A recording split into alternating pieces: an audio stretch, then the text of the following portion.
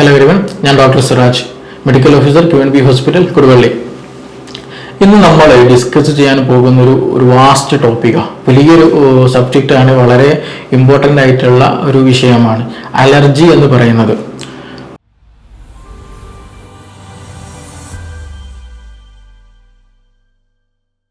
പലപ്പോഴായിട്ട് നമ്മുടെ കമ്മ്യൂണിറ്റിയിൽ ആളുകൾക്കിടയിൽ പല ധാരണകളും തെറ്റിദ്ധാരണകളും ഉള്ള ഒരു സംഗതിയാണ് ഈ പറഞ്ഞ അലർജി എന്നുള്ളത്. അത് ഞാൻ എന്താ അങ്ങനെ പറയാൻ കാരണം എന്ന് ചോദിച്ചാൽ, ചിലപ്പോൾ നമ്മൾ എന്തെങ്കിലും നല്ല തുമ്മൽ വരിക, ഭയങ്കരമായിട്ട് തുമ്മൽ, അല്ലെങ്കിൽ അങ്ങനെ എന്തെങ്കിലും ഒരു ഇഷ്യൂസ് വന്നാൽ സ്വാഭാവികമായിട്ടും നമ്മൾ പ്രൈമറി ഒരു ഡോക്ടറെ കാണിക്കാത്ത നമ്മൾ പറയും അത് അലർജി ആണെന്ന് തോന്നുന്നു, അലർജിൻ്റെ ഇഷ്യൂസ് ഉണ്ടാവുമെന്ന് തോന്നണം എന്നുള്ള ഒരു കാറ്റഗറൈസിങ് ചെയ്യാറുണ്ട് പൊതുവെ. അത് അലർജിയാണ്. ഈ അലർജി എന്ന് പറയുമ്പോൾ അതിനെ ഒരു കാറ്റഗറൈസ് ചെയ്ത് വെക്കുന്നത് യഥാർത്ഥത്തിൽ അത് ഇനി ഉണ്ടാകും, അതങ്ങനെയാണ്, അല്ലെങ്കിൽ അത് മാറൂല. അലർജി എന്ന് പറഞ്ഞാൽ അങ്ങനെ ഒരു ടീമാണ്, അല്ലെങ്കിൽ അത് അങ്ങനെ ഒരു കാറ്റഗറി ആണ് എന്നുള്ളൊരു കൺസെപ്റ്റ് പലപ്പോഴും ഉണ്ടാകാറുണ്ട്. അതേപോലെ തന്നെ തേയ്മാനം എന്ന് പറയുന്നത്, നമ്മൾ പലപ്പോഴും കാൽമുട്ടിൻ്റെ ഒരു വേദന വന്നാൽ ഇപ്പോൾ ചില ഡോക്ടേഴ്സുണ്ട്, ചില ഡോക്ടർ പറയുന്നത് ഒരു ചെറിയ തേയ്മാനത്തിന് പ്രശ്നമുണ്ട് എന്നുള്ളത്. ആ തേയ്മാനം എന്നുള്ളൊരു വേർഡ് കേൾക്കുന്നതോട് കൂടിയിട്ട് പലപ്പോഴും പല ആളുകൾ ധരിക്കും, ഒരു തെറ്റിദ്ധാരണ അവർക്ക് ഉണ്ടാകും, എന്ത് ഇനി ഇത് ഇങ്ങനെയൊക്കെ തന്നെ പോവുള്ളൂ, വയസ്സായി, ഇനി ഇത് മാറില്ല, അല്ലെങ്കിൽ ഇനിയിപ്പോൾ ഇനി ഒരു കാൽസ്യം ടാബ്ലറ്റ്സ് അല്ലെങ്കിൽ വൈറ്റമിൻ ടാബ്ലറ്റ്സ് ഒക്കെ യൂസ് ചെയ്തിട്ട് കൂടുതലൊന്നും കാലനങ്ങാതെ മടക്കാതെ കൊണ്ട് നടക്കുക എന്നുള്ളതാണ് ഇനി ഇതിനൊരു മാർഗമുള്ളൂ എന്നുള്ളൊരു ധാരണ ഈ ഒരു തേയ്മാനം എന്ന് കേൾക്കലോട് കൂടിയിട്ട് പലപ്പോഴും ആളുകൾ തെറ്റിദ്ധരിക്കുന്നുണ്ട്. അപ്പൊ എന്നതുപോലെ ഈ അലർജിയെ സംബന്ധിച്ചിടത്തോളം നമുക്ക് എന്തെങ്കിലും ഒരു സ്കിന്നിന്റെ പ്രശ്നം, ഒരുപാട് അലർജികൾ ഇന്ന് ഉണ്ട്. സ്കിന്നിന് അലർജി ഉണ്ട്, പോളഗ്രീൻ അലർജി ആയിട്ട് വരുന്നവരുണ്ട്, ഫുഡിന് അലർജി ഉണ്ട്, പിന്നെ സ്മെല്ലിന് അലർജി ഉള്ളവരുണ്ട്, വെള്ളത്തിന് അലർജി ഉള്ളവരുണ്ട്, അങ്ങനെ പല രീതിയിൽ അലർജി ഉള്ളവരുണ്ട്. പല രീതിയിലുള്ള സിംറ്റംസ് ആണ് അവർക്ക് ഉണ്ടാവുക അല്ലെ. സ്കിന്നിനൊക്കെ നല്ല ഇച്ചിങ്, ചൊറിച്ചിലുണ്ടാവും, പിന്നെ ചിലർക്ക് ശ്വാസം മുട്ടലിന് പ്രശ്നം ഉണ്ടാകും, ശ്വാസം എടുക്കാനുള്ള പ്രയാസം ഉണ്ടാകും, കഫത്തിൻ്റെ പ്രശ്നങ്ങൾ വളരെയധികം ഉണ്ടാകും. ചില ഫുഡ് അലർജി ഉള്ളവർക്ക് ഭയങ്കരമായിട്ടുള്ള ഈ സ്കിൻ റാഷ്, നല്ല ചൊറിച്ചിൽ, ബീഫൊക്കെ കഴിച്ചിട്ടുണ്ടെങ്കിൽ, ചിക്കൻ കഴിച്ച ചില ആളുകൾക്ക്, അല്ലെങ്കിൽ ചില എന്തെങ്കിലും സ്പെസിഫിക് ആയിട്ടുള്ള ഏതെങ്കിലും ഫുഡ് ഐറ്റംസിനോട്, പീനട്സിനോടൊക്കെ പ്രത്യേകിച്ച് ചില ആളുകൾക്ക് കോമൺ ആയിട്ട് കാണുന്നുണ്ട്. അപ്പോൾ ചുരുക്കി പറഞ്ഞാൽ ഏതെങ്കിലും ഒരു വിഷയത്തോട് കൂടിയിട്ട് കൂടുതലായിട്ട് ബോഡി പ്രതികരിക്കുന്ന ഒരു സിറ്റുവേഷൻ, അതാണ് സിമ്പിളായിട്ട് പറഞ്ഞാൽ. അപ്പോൾ ഞാൻ പറഞ്ഞു വരുന്നത്, ഈ അലർജി എന്നുള്ള ഒരു കോമൺ നെയിമിലേക്ക് ഏതെങ്കിലും ഒരു അസുഖത്തെ ചേർക്കലോട് കൂടിയിട്ട് പബ്ലിക്കിൽ അല്ലെങ്കിൽ പല ആളുകൾക്കിടയിലുള്ള ഒരു ധാരണ ഇനി അതങ്ങനെയാണ്, അതിൽ നിന്നൊരു മാറ്റം അല്ലെങ്കിൽ ഒരു മോചനം എനിക്ക് പോസിബിൾ അല്ല, ഇനി മെഡിസിൻ കഴിച്ചിട്ടോ കുറേ തുമ്മിയിട്ടോ കുറേ ശ്വാസം മുട്ടലെടുക്കുമ്പോൾ മെഡിസിൻ കഴിക്കുക, അത് എഫക്റ്റ് ആണെങ്കിലും കുറച്ചൊരു ഡോസുള്ളത് ഒന്നും കൂടെ എന്ത് ചെയ്യുക നോക്കുക എന്നുള്ള ഒരു ധാരണയിലേക്ക് പലപ്പോഴും മാറിയിട്ടുണ്ട് സമൂഹം. പക്ഷെ നമ്മൾ ആദ്യം മനസ്സിലാക്കേണ്ട ഈ അലർജി എന്നുള്ള ടെർമിനോളജി അല്ലെങ്കിൽ ആ ഒരു അസുഖം നമ്മുടെ കമ്മ്യൂണിറ്റിയിൽ എത്തിയിട്ട് വളരെ കൂടുതൽ കാലമായിട്ടൊന്നുമില്ല, കുറഞ്ഞ കാലമായിട്ടുള്ളൂ. അപ്പൊ ഇതിനു മുമ്പ് എന്തായിരുന്നു, ഇങ്ങനെ ഒരു അസുഖം ഉണ്ടായിട്ടില്ലേ എന്നുള്ളത് ഒരു ഡൗട്ട്ഫുൾ ആയ ക്വസ്റ്റ്യൻ. കാരണം ഇപ്പൊ അത് കോമൺ ആയതല്ല, ഒരു വീട്ടിൽ തന്നെ ഒന്നിലധികം ആളുകൾക്ക് ഇന്ന് കോമൺ ആയിട്ട് പലപ്പോഴും പല അലർജി കേസുകൾ ഉണ്ടാകാറുണ്ട്. അപ്പൊ ഇതിനു മുൻപ് ഇങ്ങനെ അസുഖം ഉണ്ടായിട്ടില്ല എന്നുള്ളതാണ്, അതൊരു ക്വസ്റ്റ്യനാണ്. രണ്ടാമത് നമ്മൾ മനസ്സിലാക്കേണ്ട ഒരു വിഷയം, ഈ അലർജി ഉള്ള കേസുകൾ നമ്മൾ സ്വാഭാവികമായിട്ടും ഡോക്ടറെ അടുത്ത് പോകുമ്പോൾ അല്ലെങ്കിൽ ഒരു ടെസ്റ്റുകൾ ചെയ്യുമ്പോൾ IgE ആന്റിബോഡിയുടെ ടെസ്റ്റുകൾ ചെയ്യും. അതേപോലെ ഈസിനോഫിലിന്റെ എമൗണ്ട് നമ്മൾ ടെസ്റ്റ് ചെയ്ത് നോക്കും, ബ്ലഡ് ടെസ്റ്റുകളൊക്കെ നടത്തി നോക്കും.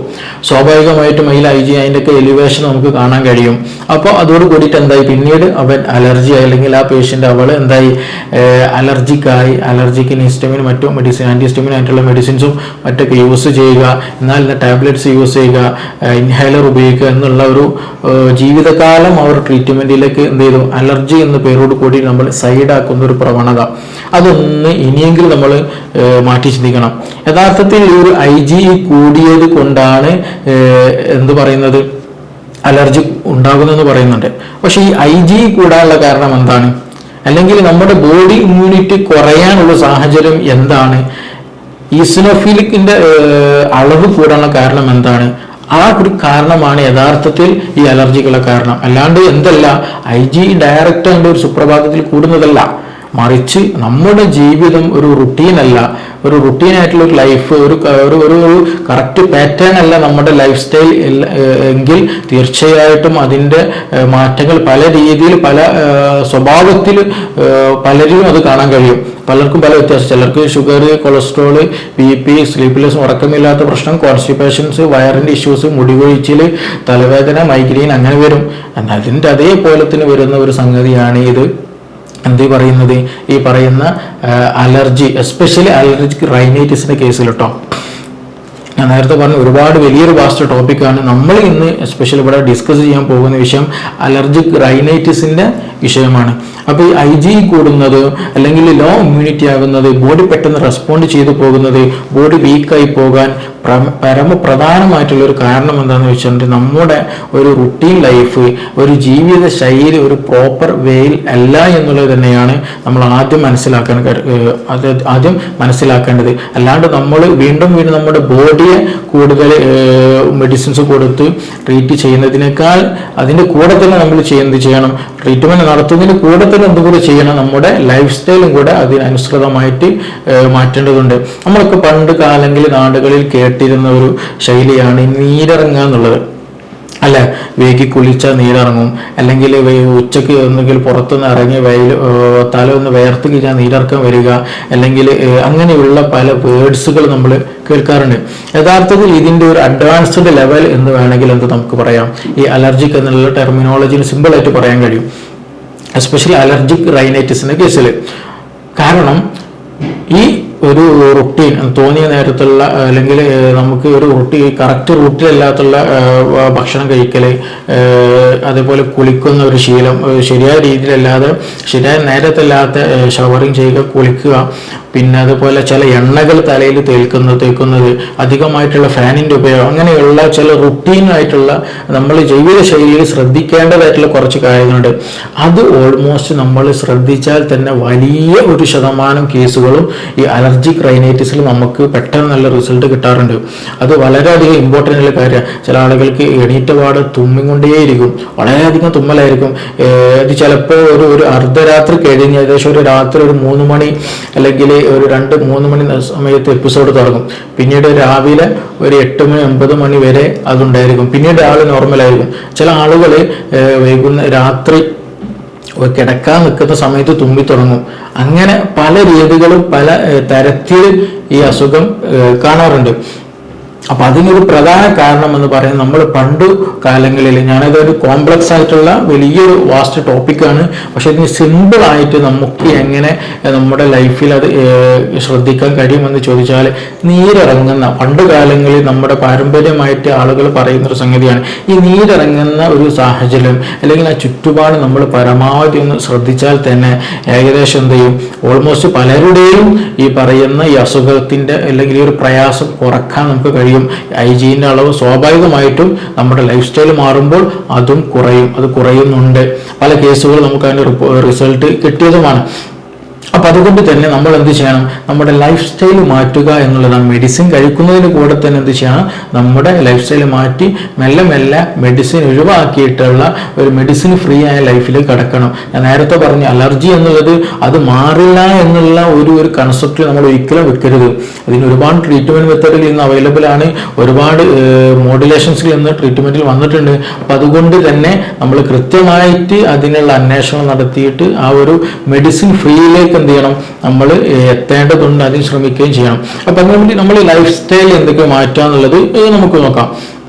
പ്രധാനമായിട്ടും പറയാനുള്ളത് കുളിക്കൽ വളരെ ഇമ്പോർട്ടൻ്റ് ആണ്. നമുക്ക് കുളിക്കുന്ന സമയം വളരെ ഇമ്പോർട്ടൻ്റ് ആയിരിക്കണം. മനസ്സിലായില്ലേ? അതായത് രാത്രി കുളിക്കുന്ന ശൈലി ചില ആളുകൾക്കുണ്ട്, അത് പരമാവധി ഒഴിവാക്കണം. ഏറ്റവും കുളിക്കാൻ അനുയോജ്യമായിട്ടുള്ള സമയം പണ്ട് കാലങ്ങളിലൊക്കെ ചെയ്യുന്നത് പോലെ എന്ത് ചെയ്യുക, രാവിലെ എഴുന്നേറ്റ് ഒരു 8 മണി 9 മണിയുടെ ഉള്ളിൽ, ഒരു 10 മണി മാക്സിമം അതിനുള്ളിലായിട്ട് എന്ത് ചെയ്യണം, നമ്മൾ കുളിക്കാൻ ശ്രദ്ധിക്കണം. എസ്പെഷ്യലി തല നനച്ചുള്ള കുളി. ഇനി അഥവാ അതിനുശേഷം വീട്ടിലത്തെ ജോലികളൊക്കെ ചെയ്തു, എസ്പെഷ്യലി ലേഡീസുകൾ വീട്ടിലത്തെ അടിച്ചു വാരലും, ഫുഡ് ഉണ്ടാക്കലും, കുട്ടികളെ നോക്കലും, തുടക്കലും, മുറ്റടിച്ചു വാരലും എല്ലാ വർക്കുകളും ഉണ്ടാവും. അപ്പോൾ എല്ലാം കഴിഞ്ഞിട്ട് കുളിക്കുന്ന ഒരു ശൈലി, അങ്ങനെ വരുമ്പോൾ അവർക്ക് കൂടുതലായിട്ട് ഇഷ്യൂസ് ഉണ്ടാകും. അപ്പൊ അതൊരിക്കലും ഉണ്ടാകരുത്. തല നനച്ചുള്ള കുളി എന്ത് ചെയ്യണം? ഒരു രാവിലെ ഒരു 8 മണി 9 സമയത്ത് കഴിയണം. പിന്നീട് ജോലികളൊക്കെ ചെയ്ത് കുളിക്കണം എന്നുണ്ടെങ്കിൽ എന്ത് ചെയ്യുക? തല നനയ്ക്കരുത്. മേൽ മാത്രം എന്ത് ചെയ്യുക? കഴുകാൻ ശ്രദ്ധിക്കുക. തല നനച്ചാൽ വീണ്ടും ഈ നേരത്തെ പറഞ്ഞതുപോലെ ഈ പെട്ടെന്ന് നീരിറങ്ങാനും പെട്ടെന്ന് ഈ പറഞ്ഞതുപോലെ തലവേദന വരിക, മൂക്കടയുക, ചെവി അടയുക, തൊണ്ടയ്ക്ക് ചെറിയ ഒരു സ്വരത്തിൽ മാറ്റണം, ചെറിയൊരു തടസ്സം പോലെ, ഒരു ഡ്രൈ കഫ് പോലെയൊക്കെ ചിലപ്പോൾ ഫീൽ ചെയ്യും. ചില ആൾക്ക് നല്ല പ്രൊഡക്റ്റീവ് കഫ്, നല്ല കഫം തന്നെ വരും, നല്ല ഹെവിനെസ് ഫീൽ ചെയ്യും. അതായത് തല ഒന്ന് ഫ്രണ്ടിലേക്ക് ഒന്ന് മൂവ് ചെയ്യുമ്പോൾ പോലും തലയിൽ എന്തോ ഹെവിനെസ്, വലിയൊരു ഖനം ഉള്ള നല്ല ഒരു ഹെഡേക്ക് ഫീൽ ചെയ്യും. ചില ആളുകൾ ചില സൈഡിലായിരിക്കും വേദന ഉണ്ടാവുക. ഇത് എക്സ്ട്രീമിലേക്ക് പോയി കഴിഞ്ഞാൽ ഇതേ ഇഷ്യൂസ് ഉള്ളവർക്ക് എന്തുണ്ടാവും? ഈ നല്ല ഷോൾഡർ പെയിൻ ഉണ്ടായിരിക്കും, ബാക്ക് പെയിൻ ഉണ്ടായിരിക്കും. ഇങ്ങനെയുള്ള ബുദ്ധിമുട്ടുകൾ ഒക്കെ അവർക്ക് കാണാറുണ്ട്. അപ്പം അതുകൊണ്ട് കുളിക്കുന്നത് ഇമ്പോർട്ടൻ്റ് ആണ്, കുളിക്കുന്ന സമയവും വളരെ ഇമ്പോർട്ടൻ്റ് ആണ്. ഒന്ന് അത്. അപ്പൊ പിന്നെ അതേപോലെ തന്നെ എന്ത് ചെയ്ത്? രാത്രിയും കുളിക്കരുത്. കുളിക്കുന്നുണ്ടെങ്കിൽ, തല നനച്ച് കുളിക്കുന്നുണ്ടെങ്കിൽ തീർച്ചയായിട്ടും അത് രാവിലെ തന്നെ കുളിക്കാൻ ശ്രദ്ധിക്കാം. മറ്റൊന്ന്, നമ്മൾ കുളി കഴിഞ്ഞതിന് ശേഷം എസ്പെഷ്യലി ഈ മുസ്ലിം കമ്മ്യൂണിറ്റിയിൽ അവർ സ്ത്രീകൾ പെൺകുട്ടികൾ തട്ടം വിടും. അപ്പോൾ അതുകൊണ്ട് തന്നെ അവർ കുളി കഴിഞ്ഞ പാടെ തന്നെ എന്ത് ചെയ്യും? ആ നനഞ്ഞ ആ ഒരു മുടി കെട്ടിവെക്കുന്ന ഒരു ശൈലി പലപ്പോഴും പല കുട്ടികളിലും അങ്ങനെ കാണാറുണ്ട്. പല കേസുകളും നമുക്ക് അങ്ങനെ എത്താറുണ്ട്. അപ്പോൾ അതിനുള്ളൊരു ആ ഒരു സംഗതി കൂടെ നമ്മൾ ഒഴിവാക്കണം. ആ നനഞ്ഞ മുടി നമ്മൾ കെട്ടിവെച്ചാൽ സ്വാഭാവികമായിട്ടും അത് തലക്ക് വലിയ കേടാണ്. പെട്ടെന്ന് കഫ സംബന്ധമായിട്ടുള്ള അസുഖങ്ങൾ, അലർജിക് റൈനൈറ്റിസ്, തുമ്മൽ, ചുമ, പെട്ടെന്ന് ഇഷ്യൂസ് ഒക്കെ ഉണ്ടായിരിക്കും. ഇത് നമ്മൾ എക്സ്ട്രീമിലേക്ക് പോയാലാണ് എന്ത് പറയല്, ചില കേസുകളിൽ DNS എന്ന് പറയും, ഡീവിയേറ്റഡ് നാസൽ സെപ്റ്റം, അതായത് മൂക്കിന്റെ പാലം ഒന്ന് വളഞ്ഞു പോയിട്ടുണ്ടെങ്കിൽ. എന്താണ് അതിന് കാരണം? ഈ വ്യക്തി ഒരുപാട് കാലമായിട്ട് തുമ്മുന്നുണ്ട്, ഒരുപാട് കാലമായിട്ട് ഈ പറഞ്ഞ പോലെ മൂക്കടയുന്നുണ്ട്. അപ്പം അങ്ങനെയുള്ള കാലങ്ങളായിട്ടുള്ള ഈ ഒരു ഇഷ്യൂസ് കാരണം സ്വാഭാവികമായിട്ടും പലപ്പോഴും എന്ത് ചെയ്യും? ഈ മൂക്കിൻ്റെ ഒരു ഷേപ്പിൽ വരെ മാറ്റം സംഭവിക്കാറുണ്ട്. മറ്റൊന്നാണ് പോളിപ്പ് വരിക എന്ന് പറയും. അതായത് മൂക്കിൻ്റെ ഉള്ളിൽ നിന്ന് ചെറിയ ഒരു തടിപ്പ് പോലൊക്കെ രൂപപ്പെടുക. ആ മൂക്കെപ്പോഴും അടഞ്ഞിട്ടുണ്ടാകും. അവിടെ റെഡിനെസ്, ഒരു വീക്കം, ഒരു വീക്ക്നെസ്, ഇൻഫ്ലമേഷൻസ് ഒക്കെ പെട്ടെന്ന് വരും. അതിനുള്ളൊരു റീസൺ എന്ന് പറയുന്നത് കാലങ്ങളായിട്ടുള്ള ഇങ്ങനെയുള്ള നമ്മുടെ വേണ്ടാത്ത ചില കാട്ടിക്കൂട്ടല്, വേണ്ടാത്ത ചില തീരുമാനങ്ങൾ, ഒരു ശൈലികൾ നമ്മുടെ ലൈഫിൽ ഉണ്ടായിരിക്കും എന്നുള്ളതാണ്. അപ്പം അതിൽ പെട്ടതാണ് ഈ പറഞ്ഞിട്ടുള്ള ഈ കുളിയുടെ കാര്യവും. അതേപോലെ തന്നെ ചില മുസ്ലിം കമ്മ്യൂണിറ്റിയിലുള്ള സ്പെഷ്യലി സ്കൂളിൽ പോകുന്നവരെന്ത് ചെയ്യും? കുളിക്കും. മുടി ഉണങ്ങുന്നതിന് മുമ്പ് തന്നെ എന്ത് ചെയ്യും? അവർ ഇത് കിട്ടും, സ്കൂളിൽ പോയിരിക്കും. കുറച്ച് കഴിയുമ്പോൾ അവർക്ക് നല്ല തലവേദന വരും, തലക്ക് നല്ല ക്ഷീണം വരും, ക്ലാസ്സിൽ ശ്രദ്ധിക്കാൻ കഴിയില്ല, മൂക്കടയും, തുമ്മലും ഉണ്ടാകും, കഫക്കെട്ടിൻ്റെ പ്രശ്നം വരും, ശരീരം എപ്പോഴും ഒരു പനിയുള്ളതുപോലെ ഒരു ഫീലിംഗ് ഉണ്ടായിരിക്കും. ബാക്ക് പെയിന്, അതുപോലെ നെക്ക് പെയിന്, ഹെഡ് ഏക്ക്, ഷോൾഡർ പെയിന്, ഇതങ്ങനെയുള്ള നീരിറക്കവുമായി ബന്ധപ്പെട്ടുള്ള പല അസുഖങ്ങൾ അതുമായി ബന്ധപ്പെട്ടിട്ട് അവർക്ക് വരും. അപ്പം അതുകൊണ്ട് കുളി കഴിഞ്ഞ മുടി നനഞ്ഞുകൊണ്ട് എന്ത് ചെയ്യരുത്? ഒരിക്കലും മുടി കെട്ടിവെക്കരുത്. അത് ശ്രദ്ധിക്കേണ്ടതാണ്. പിന്നെ മറ്റൊരു കാര്യം എന്താണെന്ന് വെച്ചിട്ടുണ്ടെങ്കിൽ, ചില എണ്ണകൾ പലപ്പോഴും നമ്മളെ ഒരു രോഗിയാക്കി മാറ്റുന്നുണ്ട്. ഇന്ന് മുടിയുമായി ബന്ധപ്പെട്ട ഒരുപാട് വിഷയങ്ങൾ ഇന്ന് സോഷ്യൽ മീഡിയയിൽ ചർച്ച ചെയ്യുന്ന മുടി പൊട്ടല്, താരൻ ഉണ്ടാകുന്നത്, മുടി നരക്കുന്നത്, മുടി കൊഴിയുന്നത്, മുടി വളരാത്ത വിഷയങ്ങൾ, മുടിക്ക് ഉള്ളില്ല, ഇങ്ങനെയുള്ളതിന് പല തരത്തിലുള്ള പല പ്രൊഡക്ട്സുകൾ ഇന്ന് മാർക്കറ്റിൽ അവൈലബിൾ ആണ്. എസ്പെഷ്യലി സോഷ്യൽ മീഡിയകളിൽ അത് കൂടുതലായിട്ട് അതിൻ്റെ യൂസസും അതിൻ്റെ ഡിമെറിറ്റ്സും പലരും അങ്ങോട്ട് സജസ്റ്റ് ചെയ്യുന്നു. അത് എനിക്ക് റിസൾട്ട് കിട്ടി, നീയും യൂസ് ചെയ്തു, അങ്ങനെയുള്ള രീതിയിലൊക്കെ പല ചർച്ചകൾ ഇന്ന് നടക്കുന്നുണ്ട്. പക്ഷെ ഇത് പലപ്പോഴും പല ആളുകളെയും രോഗിയാക്കി മാറ്റുന്നുണ്ടോ എന്നുള്ളത് നമ്മൾ കാര്യമായിട്ട് ചിന്തിക്കേണ്ടതാണ്. രോഗിയാക്കുന്നുണ്ടോ എന്ന് ചോദിച്ചാൽ തീർച്ചയായിട്ടും ആക്കുന്നുണ്ട് തന്നെ പറയേണ്ടി വരും. കാരണം എല്ലാ ഹെയർ ഓയിലുകളും എല്ലാവർക്കും യൂസ്ഫുൾ ആകണം എന്നില്ല. അത് വളരെ ഇമ്പോർട്ടൻ്റ് ആണ്. ചില ഹെയർ ഓയിലുകൾ നമ്മുടെ ബോഡിയെ പെട്ടെന്ന് കഫ സംബന്ധമായിട്ടുള്ള അസുഖം ഉണ്ടാക്കും. ചില ആളുകൾക്ക് ചില ഹെയർ ഓയിൽ തേച്ച നല്ല തണുപ്പുണ്ടാകും, നല്ല സുഖം ഉണ്ടാകും, നല്ല ഉറക്കം കിട്ടും, നല്ലൊരു കൂളിംഗ് ഉണ്ടായിരിക്കും. പക്ഷെ അത് അധികമായിട്ട് ഉപയോഗിച്ചാൽ പിന്നീട് എന്ത് മാറും, ഈ കഫ സംബന്ധമായിട്ടുള്ള പ്രശ്നങ്ങൾ കൂടും. തലക്ക് പോയി കനമുള്ളതായിട്ട് തോന്നും, എപ്പോഴും ഉറക്കം തൂങ്ങിയിരിക്കുന്നതായിട്ട് തോന്നും. ഇങ്ങനെയുള്ള ഇഷ്യൂസ് കൂടാൻ സാധ്യത വളരെ കൂടുതലാണ്. അപ്പോൾ ഇങ്ങനെയുള്ള ഹെയർ ഓയിലുകൾ ചൂസ് ചെയ്യുമ്പോൾ പ്രത്യേകം ശ്രദ്ധിക്കണം. ഒരു ഡോക്ടറെ ഒരു നിർദ്ദേശത്തിൽ അവരുടെ സജഷനും കൂടെ കണ്ടിട്ട് മാത്രം ഒന്ന് ചോദിച്ചിട്ട് മാത്രം എന്ത് ചെയ്യുക, നിങ്ങൾ അങ്ങനെയുള്ള പ്രൊഡക്ട്സുകൾ ഉപയോഗിക്കുന്നതാണ് ഏറ്റവും ഉചിതമായിട്ടുള്ള തീരുമാനം. ഇനി അതൊന്നുമല്ല, നമ്മൾ വീടുകളിൽ ചിലപ്പോൾ എന്തെങ്കിലും നമ്മൾ നല്ല എണ്ണയോ വെളിച്ചെണ്ണയൊക്കെ ഉണ്ടെങ്കിൽ കാച്ചുന്നൊരു പരിപാടിയുണ്ട്. അപ്പോൾ ഈ പലപ്പോഴും നമ്മൾ വരുമ്പോൾ പേഷ്യൻസിനോട് ചോദിക്കും, നിങ്ങൾ ഏത് എണ്ണയാണ് ഉപയോഗിക്കുന്നത്? ഞങ്ങൾ വീട്ടിൽ നിന്ന് കാച്ചി ഉണ്ടാക്കുന്നതാണ്. നിങ്ങൾ ആ കാച്ചുന്നതിൽ അല്ലെങ്കിൽ എണ്ണ കാച്ചുന്നതിൽ എന്തൊക്കെ ഇടും, എന്തൊക്കെയാണ് അതിൽ യൂസ് ചെയ്യാന്ന് ചോദിച്ചാൽ ചിലപ്പം ചെമ്പരത്തി ഇടാറുണ്ട്, മൈലാഞ്ചി ഇടാറുണ്ട്, അലോവറ ഇടാറുണ്ട്, അങ്ങനെയുള്ള പല സാധനങ്ങളുടെ പേര് പറയും. നമ്മൾ ആദ്യം മനസ്സിലാക്കേണ്ടതെന്ന് വെച്ചാൽ ഇതിൽ പറയുന്ന ചില കണ്ടന്റുകൾ നമുക്ക് നല്ല ഹെഡിന് നല്ല കൂളിംഗ് തരുന്നതാകും, നമുക്ക് തേച്ച് കഴിഞ്ഞാൽ നല്ലൊരു ഫീലിംഗ് ഉണ്ടായിരിക്കും. പക്ഷെ അത് അധികമായി കഴിഞ്ഞാൽ, അത് കൂടുതലായിട്ട് ഉപയോഗിച്ച് കഴിഞ്ഞാൽ അതിനടിമപ്പെടുകയും ചെയ്യും. മാത്രമല്ല താരതമ്യേന മെല്ലെ മെല്ലെ ഈ പറഞ്ഞിട്ടുള്ള കഫ സംബന്ധമായിട്ടുള്ള നീരിറക്കത്തിന് പ്രശ്നം, തലവേദന വരിക, അങ്ങനെയുള്ള ഇഷ്യൂസ് ചില ആളുകളിൽ ഉണ്ടാകും. ചില ആളുകൾക്ക് ഓൾറെഡി അലർജി ഉള്ളവരൊക്കെ ആണെന്നുണ്ടെങ്കിൽ ഇങ്ങനെയുള്ള എസ്പെഷ്യൽ അലോവേറ, അതേപോലെ ഈ പറഞ്ഞ താളി, ഇതൊക്കെ തലയിൽ പെട്ടെന്ന് തേച്ചാൽ പെട്ടെന്ന് അവർക്ക് തുമ്മല്, ജലദോഷം, കഫക്കെട്ട്, ഹെവിനെസ്, തലക്ക് നല്ല ഹെവിനെസ് വരിക, ഷോൾഡർ പെയിൻ, ഇങ്ങനെയുള്ള ഈ അസുഖങ്ങളൊക്കെ എന്ത് ചെയ്യും, പെട്ടെന്ന് അവർക്ക് വരാനുള്ള സാധ്യത വളരെ കൂടുതലാണ്. അപ്പോൾ അത് വളരെ ഇമ്പോർട്ടൻ്റ് ആയിട്ട് ശ്രദ്ധിക്കണം. എല്ലാ ഹെയർ ഓയിലും എല്ലാവർക്കും ഉപയോഗിക്കാൻ കഴിയില്ല. ചില ആളുകൾക്ക് അതിന് മറ്റു പലതും ഉപയോഗിക്കേണ്ടി വരും. അപ്പോൾ ഏതാണ് സാധ്യമാകുന്നത്, ഏതാണ് സാധ്യമാകാത്തത് എന്നുള്ളത് നിർബന്ധമായിട്ടും നമ്മൾ ശ്രദ്ധിക്കണം. അപ്പോൾ ചുരുക്കി പറഞ്ഞാൽ ഈ ഹെയർ ഓയിൽ യൂസ് ചെയ്യുമ്പോൾ, തലയിൽ എണ്ണ തേക്കുമ്പോൾ അതിലുള്ള കണ്ടന്റുകൾ വളരെ ഇമ്പോർട്ടൻ്റ് ആണ്.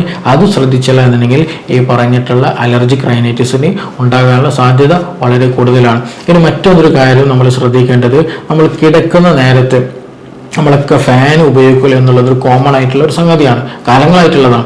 അപ്പോൾ ഈ സീലിംഗ് ഫാൻ ഉപയോഗിക്കുന്ന സമയത്ത് ഈ അലർജി ഉള്ളവർ, അല്ലെങ്കിൽ ഇതുമായി ബന്ധപ്പെട്ട് തുമ്മൽ, കഫക്കെട്ട്, ഇങ്ങനെയുള്ള അലർജിക് റൈനൈറ്റിസ് ഇഷ്യൂസ് ഉള്ളവർ എന്ത് ചെയ്യരുത്, ഫാനിനെ നേരെ ചുവടൊക്കെ എടുക്കുന്ന ഒരു സിറ്റുവേഷൻ ഉണ്ടാക്കരുത്. കാരണം അതും എന്തുണ്ടാകും, ഈ പറഞ്ഞ ഈ അസ്വസ്ഥതകൾ ഉണ്ടാക്കാനുള്ള സാധ്യത വളരെ കൂടുതലാണ്. കൂടുതൽ നമ്മൾ ഒരു സമയം ആ ഒരു ഫാനിൻ്റെ ചുവടെ നിന്ന് കഴിഞ്ഞാൽ രാവിലെ ആകുമ്പോൾ അല്ലെങ്കിൽ രാത്രി ആകുമ്പോൾ തന്നെ എന്ത് ചെയ്യും, ചെറിയൊരു ഉള്ളിലൊരു പനി വരും, ഒരു കുളിര് വരും. അപ്പോൾ തന്നെ നമുക്ക് ഫാൻ ഇടുമ്പോൾ തന്നെ എന്ത് ചെയ്യും, നമ്മൾ മൂടി പൊതിച്ചൊന്ന് കിടക്കാൻ തോന്നും. എത്ര ചൂടിലാണെങ്കിൽ പോലും ചിലപ്പോൾ ചില ആളുകൾ എന്ത് ചെയ്യും, ഫാനിൻ്റെ ചെറിയൊരു കാറ്റ് തട്ടുമ്പോൾ പോലും പെട്ടെന്ന് മൂടി പൊതിച്ച് കിടക്കാറുണ്ട്. അത് ഉള്ളിൽ പനിയുള്ളത് കൊണ്ടാണ്. രാവിലെ ആകുമ്പോൾ വലിയ പ്രശ്നം ഉണ്ടാകുകയില്ല. പിന്നെ അതുപോലെ രാവിലെ ആയാൽ ചില ആളുകൾക്ക് നല്ല തുമ്മൽ വരിക, പിന്നെ കഫക്കെട്ട്, ഹെവിനെസ് ഫീൽ ചെയ്യുക, തലക്ക് നല്ല തലവേദന, നല്ല ക്ഷീണം തോന്നുക, ഇങ്ങനെയുള്ള അസ്വസ്ഥതകൾ ഉണ്ടാകും. അപ്പോൾ അതുകൊണ്ട് എന്ത് ചെയ്യരുത്, നല്ല ഫുൾ സ്പീഡിലായിട്ട് ഫാനിൻ്റെ നേരെ ചുവടെയായിട്ട് കിടക്കുന്ന ശൈലി ഉണ്ടാകരുത്. ഫാൻ വേണം എന്ന് നിർബന്ധമാണെങ്കിൽ എന്ത് ചെയ്യുക, ഫാൻ സ്പീഡ് ഒന്ന് കുറച്ചിട്ട് ഫാനിൻ്റെ കാറ്റ് നേരെ ഡയറക്റ്റ് തലയിൽ തട്ടാതെ ഒരു സൈഡിലേക്ക് മാറിക്കിടക്കുന്ന ഒരു സിറ്റുവേഷൻ, അല്ലെങ്കിൽ അങ്ങനെ ഒരു സാഹചര്യം നമ്മൾ ഉണ്ടാക്കിയെടുക്കണം. ഈ ഒരു റുട്ടീൻ ലൈഫിൽ ഈ ഒരു പറഞ്ഞ കാര്യങ്ങൾ ശ്രദ്ധിച്ചാൽ തന്നെ ഓൾമോസ്റ്റ് കഫസംബന്ധമായിട്ടുള്ള തലകറക്കം, തലവേദന, മൂക്കടയുക, DNS പ്രശ്നങ്ങൾ, ഈ ഇങ്ങനെയുള്ള ബുദ്ധിമുട്ടുകളെ നമുക്ക് ഒരുവിധം നമുക്ക് എന്ത് ചെയ്യാം, പെട്ടെന്ന് ട്രീറ്റ് ചെയ്യാവുന്നതുള്ളൂ. അതേപോലെ തന്നെ ഇതിന് സ്പെസിഫിക് ചില മെഡിസിൻസ് ഉണ്ട്. ഇതിൻ്റെ കൂടെ തന്നെ മെഡിസിൻസ് യൂസ് ചെയ്താൽ തന്നെ പെട്ടെന്ന് നമുക്ക് എന്ത് ചെയ്യാം, റിസൾട്ട് ഉണ്ടാകാം. ഈ അടുത്തൊരു പേഷ്യൻ്റ് വന്നിരുന്നു, അവർക്ക് 8ാമത്തെ വയസ്സിൽ മുതൽ തുടങ്ങിയിട്ടുണ്ടായിരുന്നതാണ് ഈ അലർജിക്കിൻ്റെ പ്രശ്നം, തുമ്മൽ, ശക്തമായി തുമ്മൽ, ഭയങ്കര കഫക്കെട്ടിൻ്റെ ഇഷ്യൂസ് ആയിരുന്നു. അപ്പോൾ ഏകദേശം ഇപ്പോൾ രോഗി ഏകദേശം +2 അല്ലെങ്കിൽ ആ ഒരു +2ലാണ് ഇപ്പോൾ പഠിക്കുന്നത്. അപ്പോൾ അവർ വന്നപ്പോൾ പറഞ്ഞത് എന്താണ്, കംപ്ലൈൻറ്റ് പറഞ്ഞത് അവരെ മറ്റൊരു സ്ഥാപനത്തിൽ നിന്ന് പഠിക്കാണ് കുട്ടി. അപ്പോൾ ആ കുട്ടിക്ക് അവിടെ നിന്ന് പഠിക്കാൻ പറ്റുന്നില്ല. അവിടെയുള്ള ടീച്ചേഴ്സ് ഇങ്ങോട്ട് വീട്ടിലോട്ട് പറഞ്ഞു വെച്ചതാണ്. കാരണം കുട്ടിക്ക് അവിടെ നിൽക്കാൻ പറ്റുന്നില്ല, ഇങ്ങനെയുള്ള ബുദ്ധിമുട്ടും കാര്യങ്ങളും ഉണ്ട് എന്നുള്ളത്. അങ്ങനെ അവരിവിടെ ക്ലിനിക്കിലേക്ക് വരികയും കാര്യങ്ങൾ ചോദിച്ചറിഞ്ഞപ്പോൾ ഈ കുളിയുടെ പ്രശ്നമുണ്ട്, കുളിച്ചപാടെ മുടി കെട്ടുന്ന വിഷയങ്ങളുണ്ട്, അങ്ങനെയുള്ള പല ഇഷ്യൂസുകൾ നമുക്ക് കാണാൻ കഴിഞ്ഞു. കൂടെ നമ്മുടെ ഒരു മെഡിസിൻസും കുറച്ച് നൽകുകയും ചെയ്തു. അത് വളരെ പോസിറ്റീവ് റിസൾട്ടായിട്ട് തന്നെ വിത്തിൻ 2 വീക്സിനുള്ളിൽ തന്നെ അവർക്ക് നല്ല റിസൾട്ട് കിട്ടുകയും അവർ പെട്ടെന്ന് തന്നെ അവരുടെ കോളേജിലേക്ക് തിരിച്ചു പോവുകയും ചെയ്തു. ഞാൻ പറഞ്ഞു വരുന്നത് എന്താണെന്ന് വെച്ചാൽ നമ്മൾ മെഡിസിൻസ് ഉപയോഗിക്കണം, അതിൻ്റെ കൂടെ തന്നെ നമ്മുടെ ലൈഫ് സ്റ്റൈൽ മാറ്റാനും കൂടെ ശ്രദ്ധിക്കണം. ഇത് അലർജിയാണ്, ഇത് ഇങ്ങനെയാണ്, ഇത് ഇങ്ങനെ ആകൂ എന്നുള്ളൊരു ധാരണ വെച്ചിട്ട് നമ്മൾ അതിനെ മാറ്റി വെക്കരുത്. എന്തുകൊണ്ടാണ് എനിക്ക് അലർജി വരുന്നത് എന്നുള്ളത് കണ്ടെത്തിയിട്ട് അതിനെ പ്രതിരോധിക്കാനുള്ള മാർഗങ്ങൾ, അതിൽ നിന്ന് രക്ഷ നേടാനുള്ള സംവിധാനങ്ങൾ നമ്മൾ കാണേണ്ടതുണ്ട്. കൂടെ തന്നെ നമ്മൾ ഇമ്മ്യൂണിറ്റി വർദ്ധിപ്പിക്കാനുള്ള ഡയറ്റുകൾ എന്ത് ചെയ്യണം, നമ്മൾ ശ്രദ്ധിക്കേണ്ടതുണ്ട്. അപ്പോൾ ഈ ഒരു കാര്യങ്ങൾ, ഈ ഒരു പ്രശ്നങ്ങളൊക്കെ ഓൾമോസ്റ്റ് നമ്മൾ ശ്രദ്ധിക്കുകയാണെന്നുണ്ടെങ്കിൽ വലിയൊരു ശതമാനം വരുന്ന അലർജിക് ഇഷ്യൂസ്, ശ്വാസം മുട്ടലിൻ്റെ കേസുകൾ, പിന്നെ അതേപോലെ തന്നെയാണ് ഞാൻ നേരത്തെ ഇതിന് കൂടെ തന്നെ പറഞ്ഞ ബാക്ക് പെയിൻ ഇഷ്യൂസുകൾ, നെക്ക് പെയിൻ വരിക, പിന്നെ അതുപോലെ ഷോൾഡർ പെയിൻ വരിക, ഫ്രോസൺ ഷോൾഡറിൻ്റെ ഇഷ്യൂസ് ഉണ്ടാവുക, മസ്കുലർ പെയിനുകൾ വരിക, ഇങ്ങനെയുള്ള ഇഷ്യൂസ്, പിന്നെ അതുപോലെ ഈ ഹെഡ് ഏക്കിൻ്റെ ഇഷ്യൂ, ഹെവിനെസ് ഫീൽ ചെയ്യുക, നമ്മൾ തലക്ക് ഫോർവേഡിലേക്ക് ജസ്റ്റ് ഒന്ന് ബെൻഡ് ചെയ്താൽ തന്നെ നല്ല ഹെവിനെസ്, ചില ആളുകൾക്ക് നന്നാകെ പെയിൻ ഉണ്ടാകും, ചില ആളുകൾക്ക് ഒരു വൺ സൈഡ് ആയിട്ടൊക്കെയാണ് പെയിൻ ഫീൽ ചെയ്യുക. അതേപോലെ തന്നെ ഇടയ്ക്കിടയ്ക്ക് തുമ്മൽ, ജലദോഷത്തിൻ്റെ ഇഷ്യൂസ്, സൈനസൈറ്റിസ് ഇങ്ങനെ വന്നുകൊണ്ടേയിരിക്കുക, കഫത്തിൻ്റെ കൂടുതലായിട്ടുള്ള പ്രശ്നങ്ങൾ, ഇങ്ങനെയുള്ള ഓൾമോസ്റ്റ് എല്ലാ ഇഷ്യൂസുകളും നമുക്ക് പെട്ടെന്ന് തന്നെ ഈ റുട്ടീനായിട്ടുള്ള കാര്യങ്ങൾ ശ്രദ്ധിക്കുക എന്നതുപോലെ തന്നെ കുറച്ച് മെഡിസിൻസുകൾ എടുക്കുകയാണെന്നുണ്ടെങ്കിൽ ഒരു ലോങ് ടൈമിലേക്ക്, ലൈഫ് ടൈം സമയത്തേക്ക് മെഡിസിൻ ഉപയോഗിക്കാതെ തന്നെ ഒരു ഷോർട്ട് ടൈമിലായിട്ട് തന്നെ നമുക്കത് ട്രീറ്റ് ചെയ്തിട്ട് നോർമൽ ലൈഫിലേക്ക് നമുക്ക് എത്താൻ കഴിയുന്നതേ ഉള്ളൂ.